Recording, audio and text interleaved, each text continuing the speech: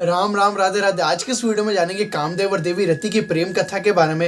हिंदू धर्म ग्रंथों के अनुसार ऐसा बताया जाता है कि कामदेव प्रेम और आकर्षण का प्रतीक है।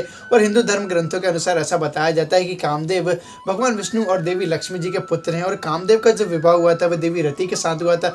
और देवी रति भी ऐसा बताया जाता है कि वो प्रेम और आकर्षण का प्रतीक है। और कामदेव को ऐसा भी बताया जाता है कि वो ब्रह्मा जी के पुत्र के समान है। उनका प्रभु श्री शंकर जी के साथ भी कुछ न कुछ संबंध बताया जाता है। कामदेव दोस्तों बहुत ही सुंदर हैं और उन्हें देखने के बाद कोई भी स्त्री मोहित हो जाती है और उनके ऊपर किसी का भी वश आराम से चल जाता है। और कामदेव की जो सवारी है वो हमेशा तोते पर सवारी करते हैं। जो कामदेव का जो रथ होता है वे तोते के समान के आकार का रथ होता है। उनके रथ के ऊपर एक लाल ध्वजा लगी रहती है जिसमें मछली का चिन्ह बनाया जाता है। दोस्तों धर्म ग्रंथों के अनुसार ऐसा बताया जाता है कि कामदेव को प्रभु श्री शंकर जी ने अपने तीसरे नेत्र से भस्म कर दिया था। उसके बाद कामदेव का पुनर्जन्म हुआ और उसके बाद उन्हें माता रति से फिर से उनका मिलन हुआ। दोस्तों आज के इस वीडियो में हम यही जानेंगे कामदेव और माता रति की प्रेम कथा के बारे में, इसलिए दोस्तों वीडियो के अंत तक बने रहिएगा। और चलिए दोस्तों शुरुआत करते हैं। पौराणिक कथाओं के अनुसार एक दिन ब्रह्मा जी सृष्टि के विस्तार में ध्यान मग्न थे और उनके अंश से ही कामदेव की उत्पत्ति हुई।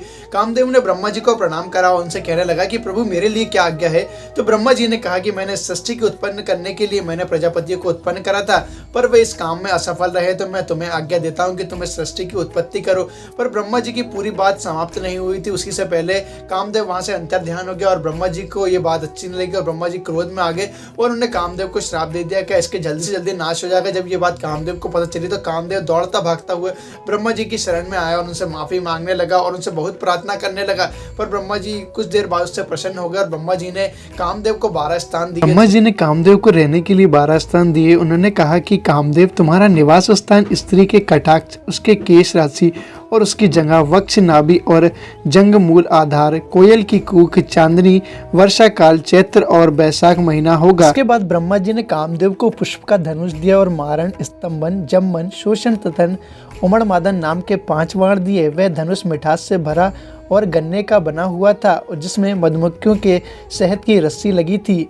उनके धनुष का बाण अशोक के पेड़ के महकते फूलों के अलावा सफेद, नीले कमल, चमेली और आम के पेड़ पर लगने वाले फूलों से बना हुआ था।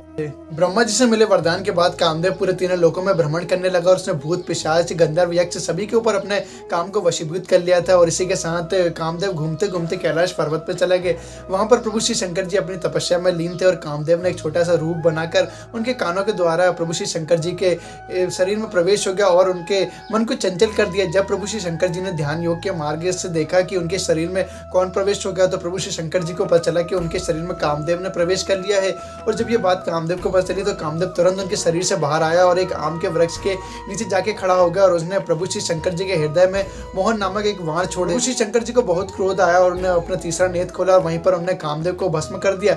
जब ये बात कामदेव की पत्नी जब रति को पता चली तो वह दौड़ते दौड़ते प्रभु श्री शंकर जी की शरण में आई और उनसे बहुत क्षमा याचना करने लगी। तभी आकाशवाणी हुई रति को विलाप करने के लिए मना करा और ऐसा कहा गया कि तुम श्रद्धा भाव से प्रभु श्री शंकर जी के आराधना पूजन करो। तो रति ने इन सारी बातों को मानते हुए प्रभु श्री शंकर जी के आराधना पूजन करी और प्रभु श्री शंकर जी प्रसन्न होकर रति को दर्शन दिया। और प्रसन्न होते हुए प्रभु श्री शंकर जी ने रति से कहा कि कामदेव ने मेरे मन को विचलित कर दिया था, इसी के कारण मैंने उसको भस्म कर दिया था। अब ये कामदेव का अनंग जो शरीर है वह महाकाल वन में जाकर मेरी शिवलिंग की स्थापना करे और वहां पर जाकर श्रद्धा भाव से मेरी पूजन करेगा तो मैं पुनः प्रसन्न हो जाऊंगा। और ऐसा ही कामदेव ने करा। वे महाकाल वन में गए और वहां पर उन्होंने शिवलिंग की स्थापना करी, उसकी पूजन श्रद्धा भाव से पूजन करी। वैसे ही प्रभु श्री शंकर जी वहां पर उत्पन्न हुए और उन्होंने कामदेव को वरदान दिया कि तुम्हारा जो अनंग शरीर है उससे तुम ये सृष्टि के सारे कार्यभार कर सकते हो। और फिर द्वापर युग में कृष्ण अवतार के समय तुम रुक्मणी के गर्भ से जन्म लोगे और तुम्हारा नाम प्रद्युम्न होगा।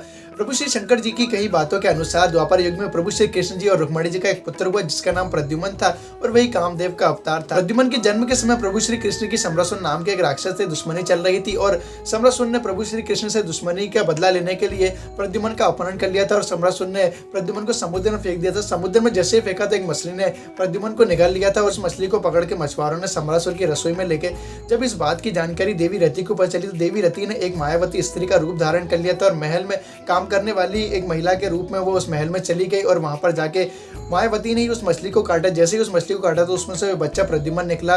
मायावती ने उस बच्चे को लेकर आ गई और उसे माँ की तरह ही पाला पोसा और जैसे ही वो बच्चा बड़ा हुआ तो उससे बता दिया कि तुम ही अगले जन्म में कामदेव थे और इस जन्म में तुम प्रद्युम्न के रूप में अवतार लिया है। और मायावती ने उसे सारी कलाएं सिखाई और फिर प्रद्युम्न ने ही समरासुर का वध करा। उसके बाद मायावती रूप में ही जो रति थी उसने प्रद्युम्न से विवाह करा और उसके बाद वो द्वारिका लौट आई। दोस्तों इस प्रकार की कहानी थी देवी रति और कामदेव की। दोस्तों मेरी बताई गई जानकारी अच्छी लगी है तो मेरी वीडियो को लाइक करें, मेरे चैनल बनाया है तो मेरे चैनल को सब्सक्राइब करें और ऐसे ही अद्भुत और अमेजिंग वीडियो देखते रहने के लिए मेरे साथ जुड़े रहे। धन्यवाद।